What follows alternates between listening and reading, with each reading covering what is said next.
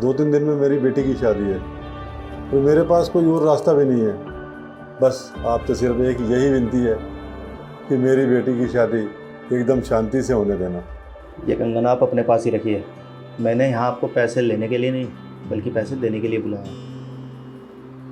मैं मतलब नहीं समझा साहब। मतलब कि जितने भी लोगों ने मुझसे कर्ज लिया था मैंने सबका कर्ज माफ़ कर दिया और आपका भी कर्ज माफ़ कर रहा हूँ। तुम ऐसे शख्स हो जिसने मुझसे 1 लाख रुपए ब्याज पे लिए थे और ब्याज आप 1.5 लाख रुपए दे चुके हो।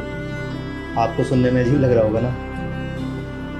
मैं बताता हूँ इसके पीछे का कारण क्या है। मेरा 6 साल का बेटा है। जब मैंने काम शुरू किया था तो सब कुछ ठीक चल रहा था, लेकिन जब से मैंने काम शुरू किया है उसकी तबीयत अचानक से ख़राब रहने लगी। मैंने बहुत डॉक्टर को दिखाया, कई सारे टेस्ट करा लिए, पर डॉक्टर ने मुझे बोला कि कोई भी परेशानी नहीं है, क्योंकि टेस्ट में कुछ ऐसा आ ही नहीं रहा है जिससे कि बीमारी का पता चल सके। अब तो डॉक्टरों ने भी हाथ खड़े कर दिए हैं।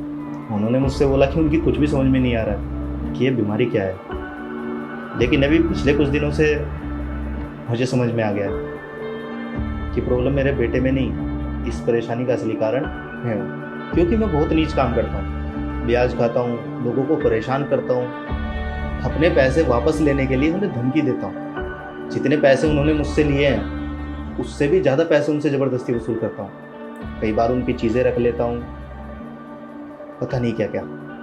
इसलिए फिर मैंने बहुत सोच के फैसला लिया है कि अब मैं इस काम को बंद कर रहा हूँ। लेकिन ऐसा मत समझना कि तुम्हारे लिए भविष्य में यहाँ के दरवाजे बंद हो गए। आगे से तुम्हें किसी भी चीज़ में पैसे की ज़रूरत हो तो पैसे ले सकते हो, लेकिन मैं पैसे ब्याज पर नहीं दूंगा। मैं आपको पैसे दूंगा और जितने पैसे आप मुझसे लोगे उतने ही पैसे आप मुझे लौटाओगे जब आपके पास हो। आपने मुझे 1.5 लाख रुपए ब्याज दिया है, आपने 1 लाख रुपए मुझसे लिए थे, तो 1 लाख रुपए काट कर मैं आपके 50,000 रुपये आपको वापस करता हूँ।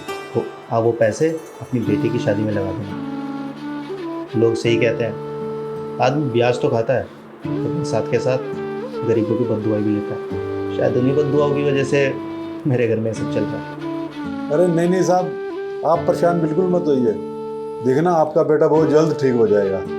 मुझे भी यही उम्मीद है। अच्छा आप जाइए, आपको अपनी बेटी की शादी की तैयारी भी तो करनी होगी। बहुत बहुत धन्यवाद साहब, ये आपने हमारे ऊपर बहुत बड़ा एहसान किया है साहब। और हाँ साहब, मेरी बेटी की शादी में आना मत भूलना, मैं आपको कार्ड भिजवा दूंगा।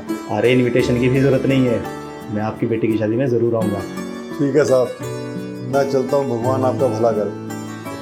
ठीक है, नमस्ते।